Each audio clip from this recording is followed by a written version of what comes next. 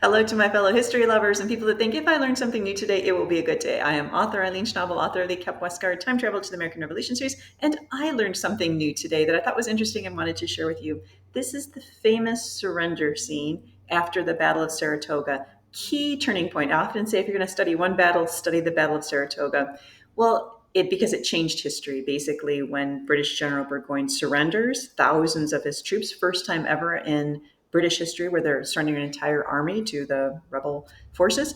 Well, what happened afterward that very day was fascinating to me. And what it was is after this big surrender, the top guns, which would be the top officers of the British Army, including General Burgoyne, are invited to have dinner. So General Gates and his top officers just literally go have dinner at the tent with the top officers and Burgoyne. And the idea was this idea of honor. Remember, honor is really big in this days. This is think Hamilton and all the duels over honor. And the idea was you could be dueling or on the field, I don't know, shooting at each other during the morning, but as honorable officers and gentlemen, you could still have a social dinner, drink wine, have toasts. So what was interesting also is this is not the case for the people who are not top officers. So after the surrender, if you were a top officer, and this is true not just in this battle, but others in the British Army, and you're in America, you're usually paroled. So you'll have a certain geographical area you have to stay in, but as long as you have the money, and most officers in the British Army do have money because remember they buy their commissions,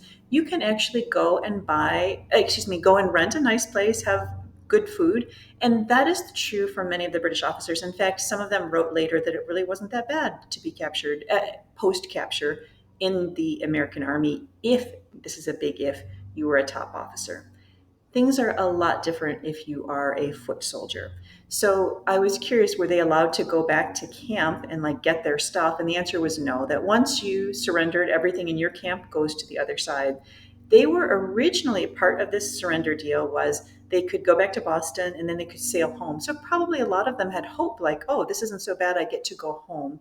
But when Congress learned that this was the plan, they said, no way. And they would have to promise, that was important, not to fight again. So basically, you can sail home as long as you promise not to fight again. Congress said, I don't think that's a good idea because I don't think they're going to keep that promise, they being the British Army. So it didn't turn out so good for the lower level of soldiers on either side if you were held, if you were captured during a battle and you're one of the prisoners. Anyway, thank you for letting me share. I will see you again tomorrow.